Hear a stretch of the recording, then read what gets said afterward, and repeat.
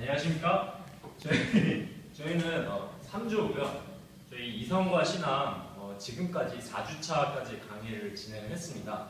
4주차까지 교수님의 좋은 말씀과 함께 저희는 이제 각자 셀프티칭 메소드를 진행을 했었고요. 지금까지 토론을 한 바를 통해서 저희가 이제 어떠한 결론에 도달할 수 있었고 어떠한 이야기들을 나눌 수 있는지에 대해서 좀 더 깊이 얘기를 해보고자 이 자리를 마련을 했습니다. 먼저 저는 가장 처음 발표를 맡게 된 정진수라고 합니다. 사실 첫 번째 강의는, 교수님의 첫 번째 강의는 굉장히 어떻게 보면 센세이셔널했습니다. 이성과 신앙이라는 그러한 수업에 있어서 개관을 다뤄주셨었는데요. 좀 어떻게 보면 요약을 해보자면 인간의 존재는 그런 관계는 유한하고 그러한 유한함에 있어서 지식은 세 가지 범주로 나눠집니다. 마찬가지로 이러한 지식을 나누는데 인간은 어떻게 보면 두 가지의 툴을 사용한다고 볼 수 있는데요. 그 두 가지 툴이 바로 이 수업에서 다루는 이성과 신앙입니다. 이성과 신앙은 특히 이런 긴밀한 상호작용으로 서로 다른 이러한 특성과 성격으로 두 가지가 잘 조화를 이루어야지 그러한 건강하고 신앙이 있는 그런 삶을 영위할 수 있다고 그렇게 말씀을 하셨었는데요.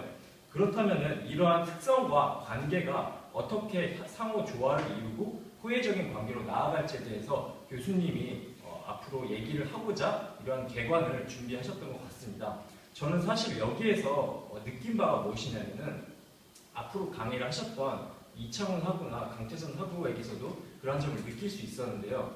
사실 이러한 이제 자기만의 시각을 갖추고 이성과 신앙 한쪽으로만 치우쳐지지 않는 그러한 삶, 균형 있는 조화 있는 삶을 살면서 어떻게 보면 하나의 뚜렷한 시각으로서 사람을 바라보고 세상을 바라볼 수 있는 그러한 시각을 갖는다는 것은 쉽지 않은 일입니다. 그렇기 때문에 저는 이 부분에 대해서 좀 더 인상 깊고 깊이 생각해 볼 수 있는 그러한 어떻게 보면 하나의 인사이트를 얻었다고 볼 수 있습니다. 다른 학부님들의 생각도 사실 좀 많이 궁금한 편입니다. 그래서 그 부분에 대해서는 제가 말씀을 드리고 싶은데요.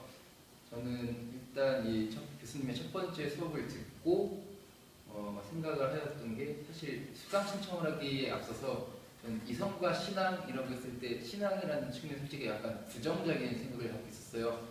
정말 독실한 무신론자거든요.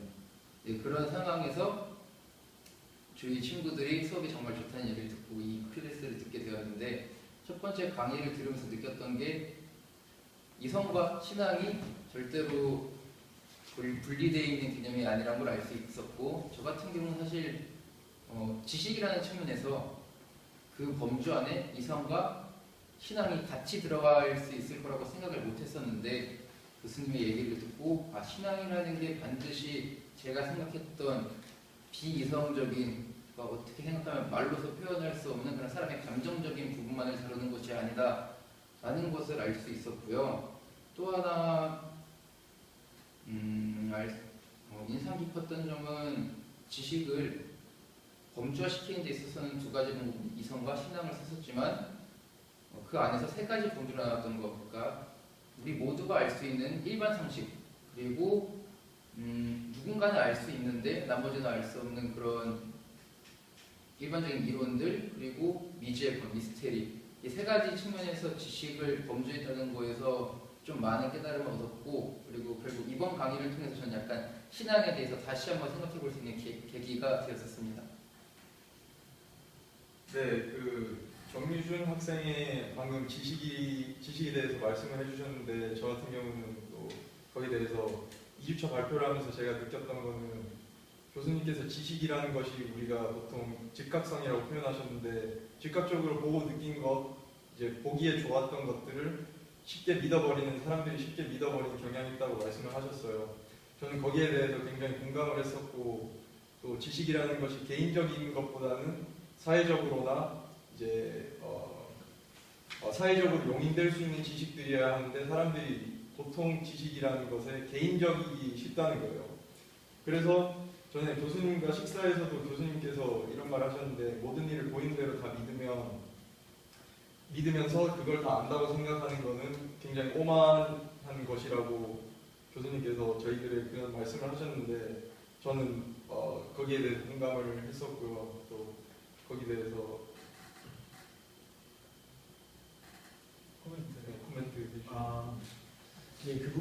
같은 경우는 제가 조금 더 보충을 하자면 저도 이제 2주차 이창훈 하부랑 같이 이제 발표를 했던 사람으로서 저도 사실 이창훈 하부가 아까 말을 했듯이 어떤 그 교수님께서 말씀하신 어떤 그 보이는 것만 믿었을 때에 믿는 거에 대해서 오는 어떤 오만 이런 측면들을 사실 이건 어떻게 보면 굉장히 교과서적인 얘기였는데 교수님께서 이제 불의 사용이라던가 아니면 과학의 그동안의 역사를 통해서 그런 예를 들으시면서 설명을 해주셨을 때 아 이런 게 좀 바로 이런 느낌이었구나라는 걸 좀 실질적으로 우리가 깨달을 수 있어가지고 되게 그 부분이 굉장히 좋았던 것 같고요. 저희가 그래서 그때 2주차 이제 강의를 듣고 셀프 티칭을 하면서 저희끼리 이제 토론을 하면서도 이제 제가 강조를 했던 부분 같은 경우에 어떤 그런 이제 오연지는 그대로 믿는 것, 그리고 그거에 따른 어떤 우상 숭배라던가 그런 부분들이 있었는데 그 우상 숭배 측면에서도 그때 저희가 한창 많이 얘기를 했던 게 어떤 현대 사회에서 일어나는 그런 우상 숭배 그런 걸 현대 사회에 적용되는 어떤 그런 사회 현상들 이런 거에 대해서 얘기를 굉장히 많이 했었는데 그 부분에 대해서도 뭔가 단순히 그냥 이제 어떤 이미지화나 어떤 그런 선입견들을 조금 더 교수님께서 좀 아카데믹하게 풀어주신 게 아닌가 싶어서 그런 부분에 있어서는 저도 이번 수업을 통해서 굉장히 배운 부분이 많은 것 같습니다. 네, 저도 이번 2주차 발표를 들으면서 느낀 게 많았었는데요. 이성을 통해서 보이는 것에 대한 오만을 고쳐야 된다는 그때의 발표가 제 기억에 남습니다. 실제로 저도 이성에 대한 그 개념은 그 교과서 지식에서 배웠던 거에 따라서 맞느냐 안 느냐만을 되게 생각을 많이 했었는데요. 그러나 이번 수업을 통해서 제가 그렇게 교과서에 있는 거에 따라서 맞느냐 아니냐만 것만 보는 거는 실제로 그 뒤에 숨겨져 있는 사건이나 사고 이런 거에 대한 통찰력이 제가 많이 부족하고 또 그 앞서 말씀해 주신 대로 우상숭배에 빠지기 쉽다는 생각을 많이 했습니다. 실제로 교과서에 있는 것도 뭐 무조건 다르다는 얘기는 아니지만 그게 어떻게 쓰여졌는지 또 어떤 환경에 쓰여졌는지에 대한 내용은 잘 모른 채 있는 그대로 그것이 맞겠구나라는 생각에 모든 경우에 교과서에 있는 대로만 적용하다 보니 저도 어떻게 보면 한편으로는 교과서에 대한 우상숭배에 빠지는 경우도 많았던 것 같습니다. 그래서 실제로 이 수업을 통해서 제가 이런 현상이나 이런 거에 대해서 수박 겉핥기식의 그 삶을 살고 있지 않았나 그런 생각도 많이 해봤고요. 그렇기 때문에 저조차도 이번 수업을 통해서 되게 깨달은 게 많았고 또 다른 학원들이 발표해 주신 거에 따라서 저도 되게 느끼는 바가 많았습니다. 네. 그 다음 3주차 발표하신 분은 어떤 발표하고 느끼셨는지 한번 얘기해 주시겠어요? 네, 제가 먼저 말하겠습니다. 저는 3주차 그 강의를 했던 박성수입니다. 그때 이제 강의에서 나왔던 핵심 키워드는 먼저 간단하게 말씀드리자면 이제 인간, 상식, 의식의 분화, 이성, 신앙 뭐 이런 키워드들이 있었습니다. 그 간단하게 이제 그때 했던 강의를 요약해서 설명해드리자면 이제 인간은 그런 상식이라는 공간 안에서 머무르는 게 아니라 끊임없는 그런 의식의 분화를 통해 공간의 저 너머, 그러니까 즉 예술의 경지라든지 그런 철학적 경지로 나아가야 한다고 이제 말씀을 하셨고, 그리고 이거는 이제 조직적 사고를 통해 이룰 수 있다고 하셨으며, 그리고 이런 의식의 분화 안에서 이성과 신앙이 절대 자유로울 수 없다라는 이제 말씀을 하셨고, 저도 그거랑 관련된 내용의 강의를 했었습니다. 제가 이 강의를 하고 이제 느꼈던 거는 우선 처음에 들었던 생각은 이성적 사회는 그러면 과연 어디서 시작되는가라는 이제 생각을 하게 됐는데, 제 생각에 이성적 사회라는 거는 이제 평소에 보던 거를 낯설게 보기 시작할 때 시작되는 것 같습니다. 그러니까 상식의 공간을 넘어선다는 말, 그러니까 그 의식의 분화를 한다는 말이 저는 이런 이제 낯설게 보는 시선을 통해 이룰 수 있다고 생각을 했는데, 예를 들어서 이름을 예를 들었을 때 어느 날 갑자기 자기 이름이 굉장히 낯설게 느꼈던 적이 혹시 없나요? 있습니다. 감사합니다. 예, 만약에 이제 그때 낯설면서 조금 더 이제 몇 발짝 더 나아가 본다면은, 왜 내 이름은 박성수지? 이 이름은 왜 나왔지? 왜 나는 이름으로 불려야 되지? 이제 이런 단순 상식의 영역을 넘어서는 그런 철학적, 이성적 이제 세계로 나아갈 수가 있습니다. 이제 평소에 상식전에서 생각할 수 없는 그런 사유 세계라고 이제 이걸 말을 하고 싶습니다. 저는 마지막으로 이제 정리하자면은, 이런 이제 낯설게 보는 시선이 저는 이성적 사유의 시작, 그리고 상식을 넘어서는 그런 발화점이 될 수 있다고 생각합니다. 혹시 이 주제에 대해 이제 다른 생각을 하신 분이 계신가요? 저는 그 성수하고랑 같이 3주차 여행을 마쳤었는데요. 추하자면, 그러니까 결국에 이렇게 세상을 볼 때 아기들처럼 이렇게 본 그대로 이렇게 느끼는 그대로만 받아들이는 그런 사람들도 있고, 또 어떤 공동체 안에서 통하는 그런 상식을 이렇게 그걸 통해 상식을 통해서 세상을 바라보는 사람들도 있습니다. 그리고 또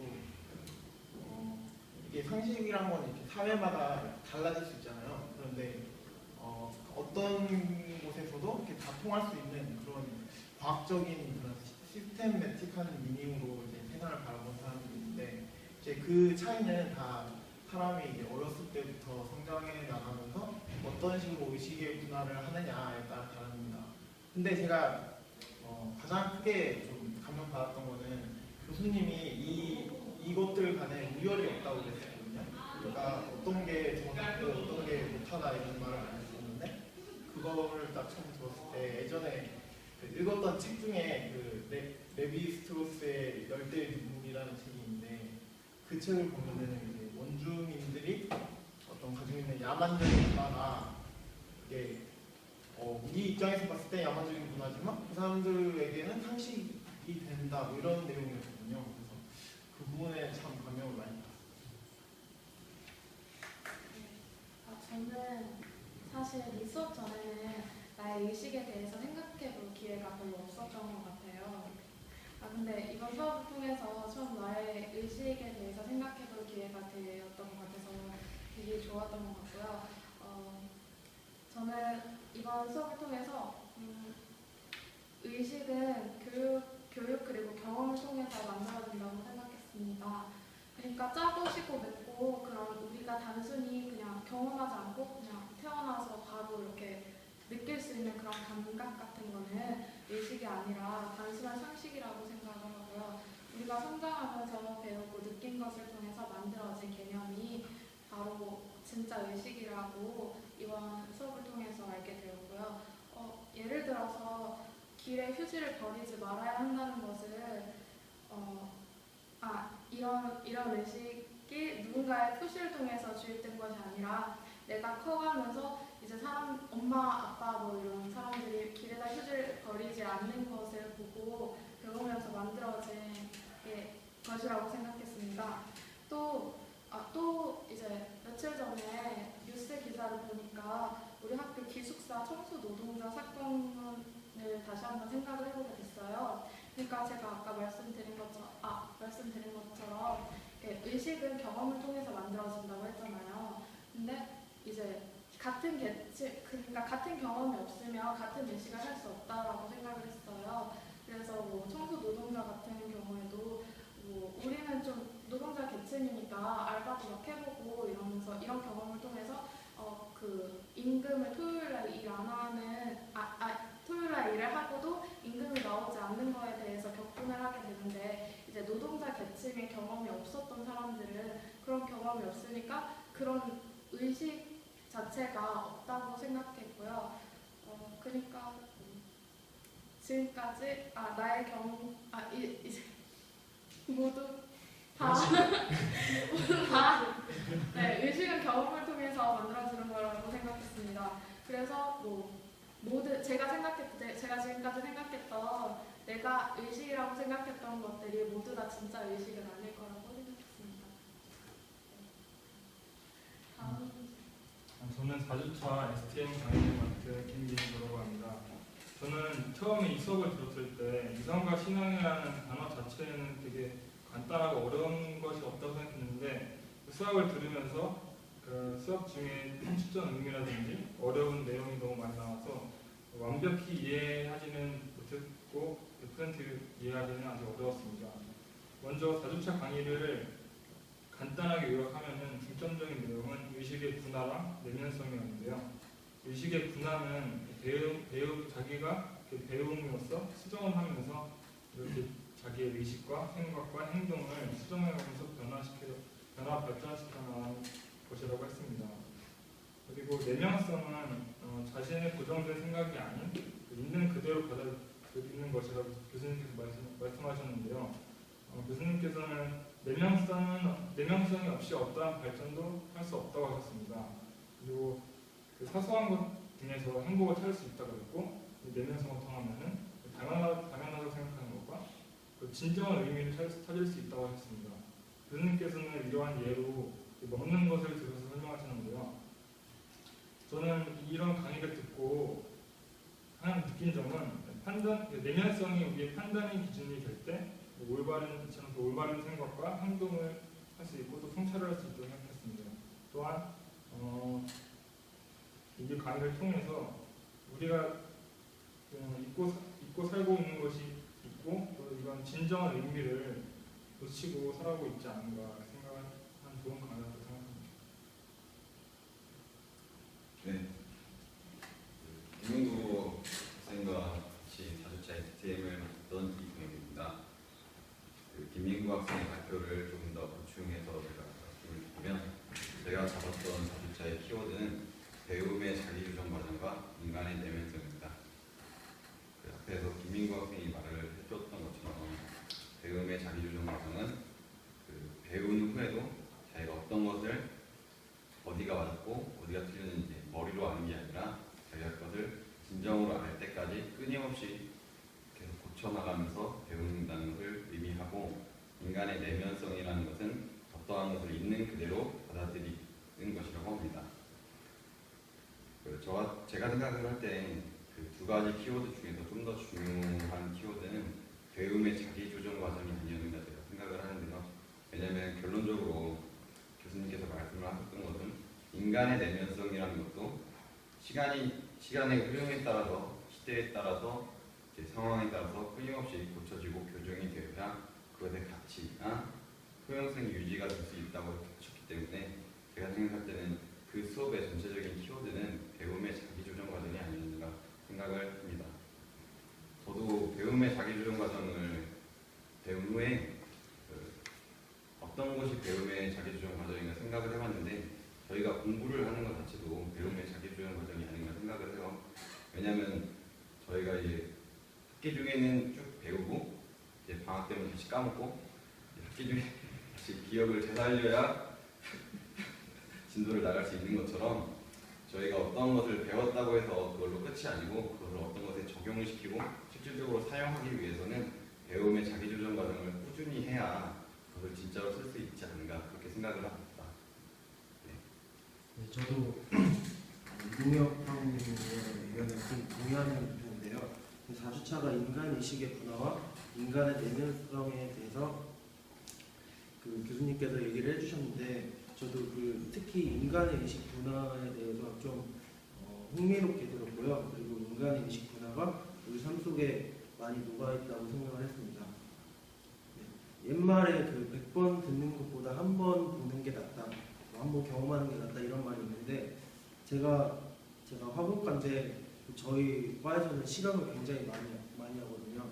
근데 실험을 하는 이유를 자세히 생각해 보니까 책으로 배운 거는 금방 까먹는 데 비해서 실험을 함으로써 몸으로 기억하고, 그리고 그것에 대해서 더 오랫동안 생각할 수 있는 시간을 가질 수 있기 때문에 그 실험도 어떻게 보면은 인간의 의식 분화의 한 방법이라고 보여질 수 있는 것 같습니다.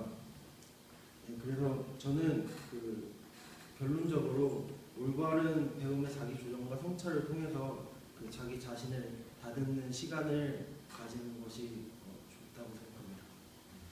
네, 이상으로 저희 3주의 토론을 다 보셨는데요. 제가 이번 토론 수업을 하면서 느꼈던 게, 저희도 학우들이 교수님들의 수업을 굉장히 열심히 듣고 또 그거에 대한 생각도 되게 깊고 많이 다양하게 했다는 것을 알 수 있었던 시간이었던 것 같습니다.